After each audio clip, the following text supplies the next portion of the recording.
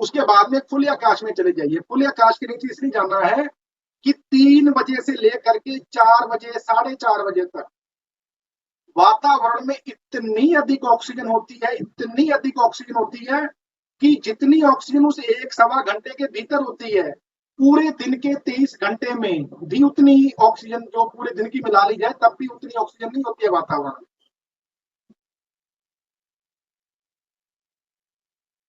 तो आपको 20 minute, 15 minute, आध घंटा उस ऑक्सीजन में अच्छे प्रकार से टहलिए। लंबी गहरी श्वास लीजिए, छोड़िए, लंबी गहरी श्वास लीजिए, छोड़िए।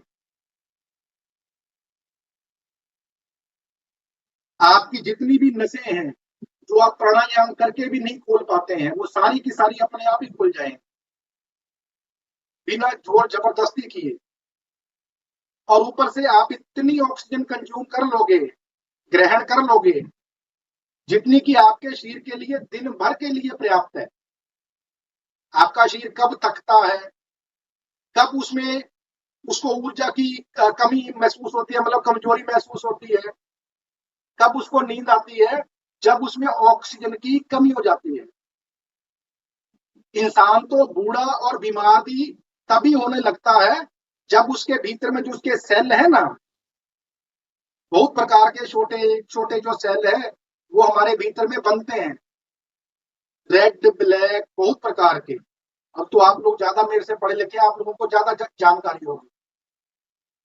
और जो भी हमारे रोम है, जितने भी हैं, वो सारे के सारे ऑक्सीजन से भर जाते हैं। और हमारा शरीर बीमार भी तभी होता है, मरता भी तभी है, जब उसमें वो सेल जो है वो बनने कम हो जाते हैं, धीरे धीरे बंद हो जाते हैं। अगर आप प्रॉपर ऑक्सीजन कंज्यूम करते हो तो लंबे समय तक स्वस्थ रहोगे। एक बहुत ही, मतलब ज्यादा आयु तक भी, वृद्ध आयु तक भी आप एकदम स्वस्थ रहोगे, बिना बीमारी के रहोगे, बिना दवाई के। मैं पूरे साल में मुश्किल से ही कभी एक पैरासीटामोल की गोली लेता हूँ, मेरे को नहीं पता है। क्योंकि आप साधक जो हैं, अगर अपनी दिनचर्या को सेट करेंगे, अध्यात्म के साथ साथ आपको जो शारीरिक लाभ है, मानसिक लाभ है, वो भी सारे के सारे मिले। सुबह पानी पीने के बाद में बाहर खुले में घूमना है, बंद कमरे में नहीं कभी घूमना है। आप कहो कि यहां से भी हवा आ रही है, खुले आकाश के नीचे आपके शरीर को प्रॉपर ऑक्सीजन मिलेगी। थोड़ी ऑक्सीजन खींचिए भी, ऐसे सुबह खींचिए, जितना लंबा हो सके उतना खींचिए और छोड़िए, जोर से खींचिए जितना हो सके। और ऑक्सीजन लेने के बाद में अच्छे प्रकार से फिर आप फ्रेश होने के लिए जाइए। फ्रेश होने में एक बात को याद रखिएगा, बहुत सारे जो साधक हैं वो शुरुआत में इन समस्याओं को फेस करते हैं, जैसे कि वो सुबह फ्रेश नहीं हो पाते हैं। उसके दो प्रमुख कारण है, मतलब आप अगर पूरे तरीके से स्वस्थ भी हैं तब भी दो ऐसे कारण हैं जिनसे कि आप हो सकता है कि फ्रेश ना हो पाए। पहला, आपकी जो टाइमिंग है फ्रेश होने की वो चेंज हो चुकी होती है, बदल चुकी होती है। आप पहले अलग टाइम पे फ्रेश होते थे, अब आपने अलग टाइम पे फ्रेश होना शुरू कर दिए। तो 5-7 दिन जो है ये समस्या आती है, उसमें आपको घबराने की जरूरत नहीं है। ना भी हुआ तब भी जाके बैठिए, फ्रेश हो पाए जितना ठीक है, नहीं तो 1 घंटे के बाद में, 1.5 घंटे के बाद में पानी पीते रहिए, आपका फिर से मन करेगा, फिर फ्रेश हो जाएगी। लेकिन अगर आप प्रयास नहीं करेंगे तो कभी भी अपना समय सुबह का फ्रेश होने का नहीं बांध पाएंगे। दूसरा बड़ा कारण हो सकता है कि जो लोग रात को सही समय पर खाना नहीं खाते हैं। आपने सुना होगा कि 4 घंटे लगते हैं खाने को डाइजेस्ट होने में, लेकिन ये आधा सत्य है। खाना डाइजेस्ट होने में तो 4 घंटे लगते हैं, ये ठीक है, लेकिन ये सत्य नहीं है कि आप 4 घंटे के बाद में फ्रेश हो सकते हैं। अगर आप चाहते हैं कि जो आपने खाया पिया है वो सारे का सारा सही प्रकार से मल मूत्र बाहर विसर्जन हो जाए, निकल जाए, तो आपको फ्रेश होने से लगभग लगभग 8 घंटे पहले खाना खा लेना है, मतलब जब आप खाना खाएंगे तो उसके 8 घंटे के 7.5-8 घंटे के बाद में अच्छे प्रकार से फ्रेश हो पाएंगे। याद रखिए इस बात को। अब आप सुबह 3:30 बजे फ्रेश होने के लिए गए, 3:30 बजे फ्रेश होने के लिए गए का मतलब हो गया कि आपको कम से कम ज्यादा नहीं तो 8 बजे, 7:30-8 बजे तक भोजन कर लेना चाहिए। 8 घंटे तो मैंने मतलब एक स्वस्थ आदमी के लिए कहे, इससे ज्यादा भी हो जाए तब भी कोई समस्या नहीं।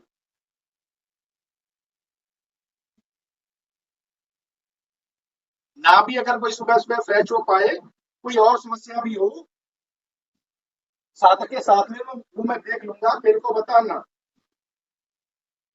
उसके बाद में आपको सुबह भूल करके भी ब्रश नहीं करना है।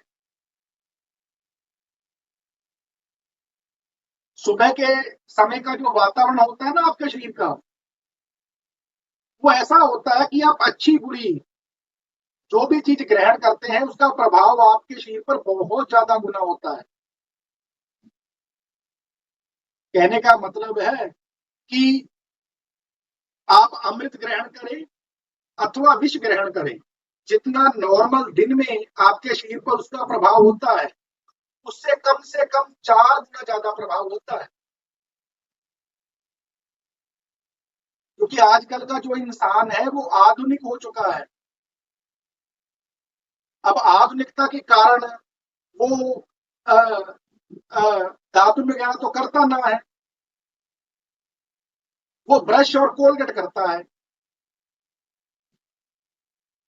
और कोलगेट जो है वो आपके शरीर पर बहुत ही बुरा जो प्रभाव है वो डालती है।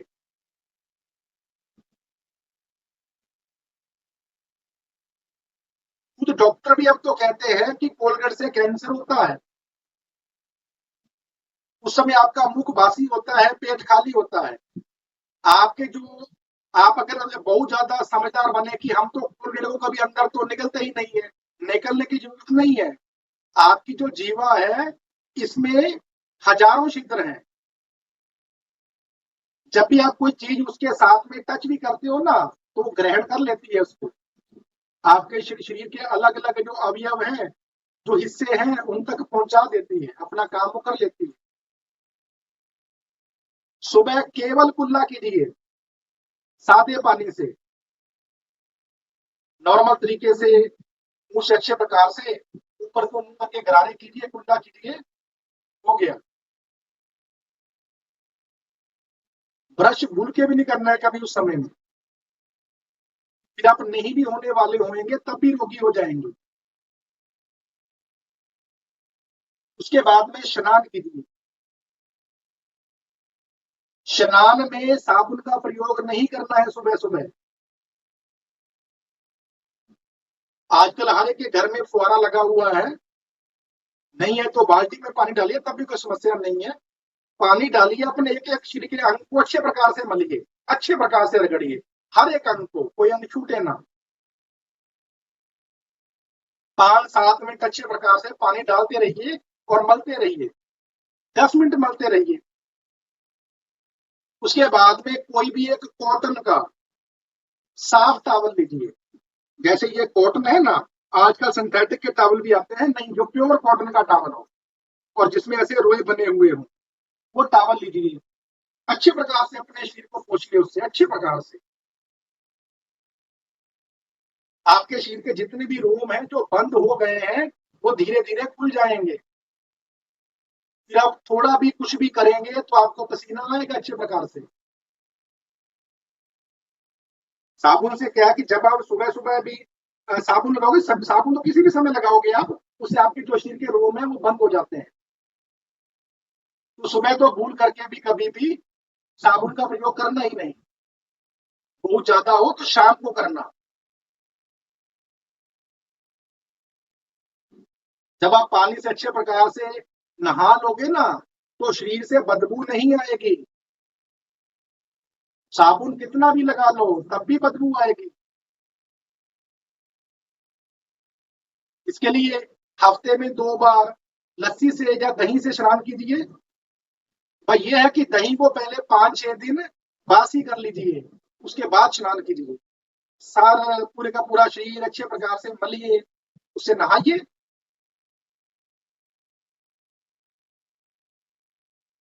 हफ्ते में 10 दिन में एक बार मट्टी लगाइए शरीर में, हफ्ते में लगा लीजिए, बहुत अच्छी चीज है। और मैं आपको मट्टी लगाने का ऐसा तरीका बताऊंगा कि शरीर की सारी गर्मी भी निकल जाएगी। आजकल तो लोग पैसे खर्च खर्च के जाकर के नेचुरोपैथी करवा रहे हैं। मैं तो आपके जीवन में आपसे रोजाना ही नेचुरोपैथी करवा दूंगा, अगर आप साधक अच्छे से करेंगे तो। क्योंकि जिन जिन भी लोगों को इतनी आजकल बीमारियां हो रही हैं, उनके जो रूम है वो बंद है। जब आप सुबह ऊपर छत पर या खुले आकाश में ऑक्सीजन लेने जाओगे, तो सारे का सारा जोर जो है वो आपकी नाक को लगाना पड़ेगा, आपके फेफड़ों को लगाना पड़ेगा, ऑक्सीजन कंज्यूम करने के लिए, ग्रहण करने के लिए। लेकिन अगर आप स्वस्थ हैं तो आपका रोम रोम ऑक्सीजन खींचता है। करोड़ों रोम है हमारे शरीर में, और हम सारे का सारा जो बोझ है वो दो नासिका छिद्रों पे डाल के रखते हैं।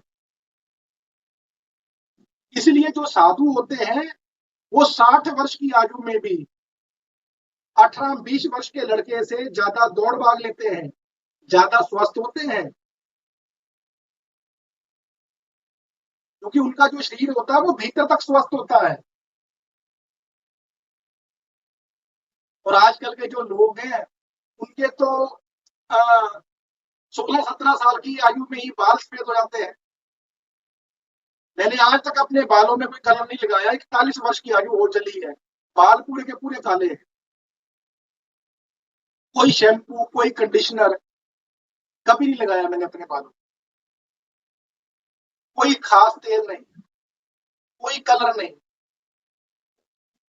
आजकल के जो लड़के हैं 18-20 वर्ष की आयु में ही उनके जो बाल है इसलिए पकने लगते हैं कि भीतर में तो कमजोर है, भीतर में तो कछु है ही नहीं। खान पान, आचार विचार इतना बुरा है कि पूछिए मत। तो अभी वीडियो समाप्त होने वाली है।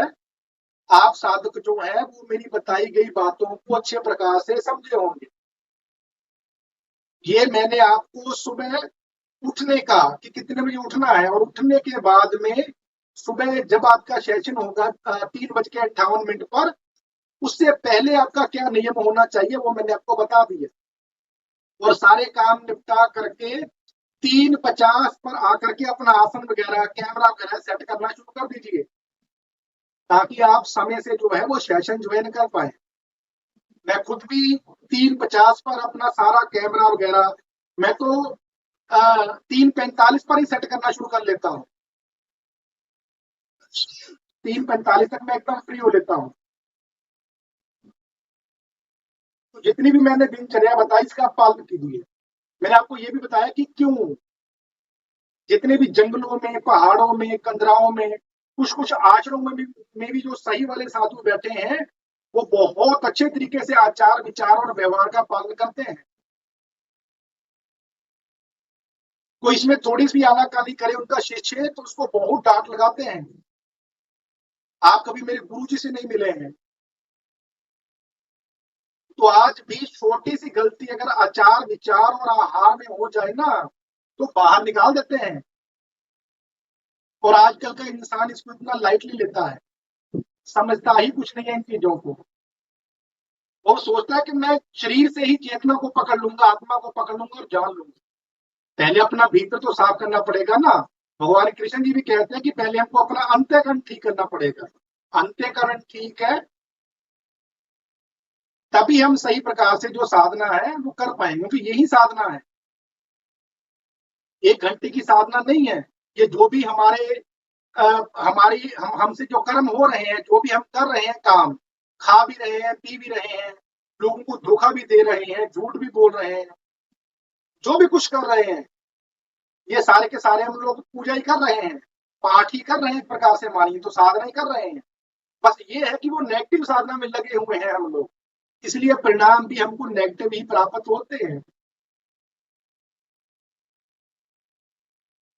इसलिए भगवान श्री कृष्ण जी ने कर्म योग को बहुत महत्व दिया है। इस पर भी धीरे धीरे चर्चा करेंगे, बात करेंगे कि कर्म योग का इतना महत्व क्यों है। अभी जो मैंने आपको सब कुछ बता रहा हूँ ये कर्म योग से रिलेटिव है। कर्म को सुधारने वाली अपने आचार, आचार का मतलब क्या होता है? आपका आचरण। विचार मतलब आप क्या सोचते हैं, आपके भीतर में, आप भीतर से कैसे हैं, आपका कैसा अंतःकरण है। क्या विचार तो आपके भीतर से प्रकट होता है ना। आहार, आपका खान पान कैसा है, इन्हीं से मिलकर के इंसान बना हुआ है। तो ठीक है, समय हो गया है। मुझे विश्वास है कि आप साधक बहुत अच्छे प्रकार से समझे होंगे। अगर कुछ ना समझ में आया हो तो आप साधक जो है